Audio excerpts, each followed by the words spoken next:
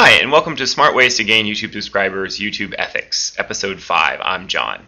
In today's episode, I want to focus on basically ways that I see people trying to gain subscribers on YouTube and kind of explain why or why not it's a good idea or why it's an ethical behavior or unethical behavior from my viewpoint. And one of the keyest aspects, or one of the kind of litmus tests that I use, is I kind of think about what value am I giving to a person when I contact them? Is it completely unsolicited? Does it have anything to do with their channel or any type of interest that I may know that they have? Do I have any type of relationship with them previously in terms of correspondence over YouTube or other mediums, essentially? And these are things that I think are very important to consider, because if not, I think it starts to enter into the spam category, and there's many different ways to spam people in YouTube, unfortunately. And I want to kind of talk about each one. I think some of them can be spam, and sometimes they cannot be spam, and it can be the exact same technique. It's just the role at which you use it. So let's take a look at the list. Number 1, spam, just say no. So what is spam? Spam is an unsolicited and unwanted communication to another user or users, usually done en masse. And there's many different types of ways to spam people in YouTube, and the first and foremost, obviously, is send them private messages saying, hey, subscribe to my channel, or try to get them to do something where you don't even know this person. But you can also spam people's comment section. You can spam them with friend invites. You can spam their videos, and spamming meaning, not make any relevant comment to the video or have any comment that has any meaning whatsoever, usually copied over and over and over again, in various videos. Hey, watch my video, or the chain letters that are going around in YouTube. Obviously, I'm against almost all those. There's a few that I'm not. I think that it's pretty good idea actually to make a friend request for people that comment on your videos or on your page, because it allows you to post bulletins that will reach them in kind of a passive type way. That's the whole reason why there's a friend system in YouTube, is to easily communicate to a large group of people potentially that you have a relationship with in a YouTube sense. And you can also post bulletins that will show up on their bulletin page. So it's a great way to notify them if they're not necessarily subscribed to you, but they're your friend. And also, it's a great way, someone visiting their page, maybe they'll see your bulletin and the title of your video, and they'll click on it, and it's a way to kind of get your name out there in a kind of a passive way. It isn't disrupting people in their daily lives. So those are the kind of things that I'm talking about with spam. It's just kind of use your own judgment. Obviously, you kind of have to ask yourself, why would this person want to hear from me? Now, I don't mind getting requests if people have questions about my channel, or questions about, maybe take a look at this video because it's related to the stuff that you do. I don't think that those things are necessarily spam, because there you've kind of done your homework and you've kind of understood what this person is about, and increases the chances that the communication isn't going to be unwanted. Number 2, bad actors. Okay, this is for the people that I call bad actors, and those are people that are being deliberately deceptive in attempts to trick you to watch one of their videos and increase their either channel views or their views on their videos. And I think that while making provocative titles about like hot girl on girl action, or putting a supermodel in the middle frame of your video to make it look like it's about someone who's very attractive or someone sexually very attractive, these things will increase your viewership, but I don't think that anyone's ever going to subscribe to your channel.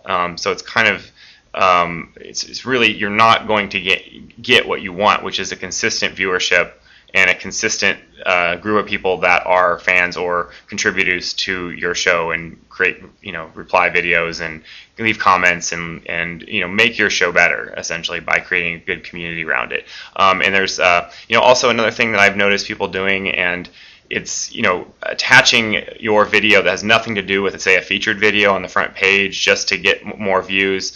I imagine this may actually increase subscribership, because so many people end up clicking on it, but it ruins everyone's experience. That if they have someone's asking a question as a featured video, and 7 out of 8 of the videos have nothing to do with the as a video response, or just random videos attached as video responses, it's just a downer. And I think about what you're doing to deceive the user, public, and how you're hurting their experience on YouTube. And ultimately, the people that are doing that same thing to you. Think about that. It just sucks. It just isn't a good way to conduct yourself on YouTube, at least in my opinion. And this is when I'm talking about ethics, it's always usually about opinions, and you just try to draw a consensus, and I'm just building my case for, kind of an ethical behavior when you're doing your videos and trying to generate interest and subscribers in honest ways. Number 3, fear the copyright. One of the most unfortunate things about the Digital Millennium Copyright Act, and its copyright law in the United States in general, is that it forbids you to copy media that you own, essentially, that you've gone to the record store and buy it and redistribute it via electronic platform. That is patently a violation of copyright. It's not necessarily illegal in terms of going to jail, but it opens you up to civil suit, essentially, that someone can tell you to shut it down, or they can tell YouTube to shut you down, remove the video, cancel your channel, all those type of things. And that goes for images that you don't own rights to, music, video from movies or TV or anything like that. Even if it's embedded into something that you've created yourself, it's pretty... you got to be very careful about what you choose.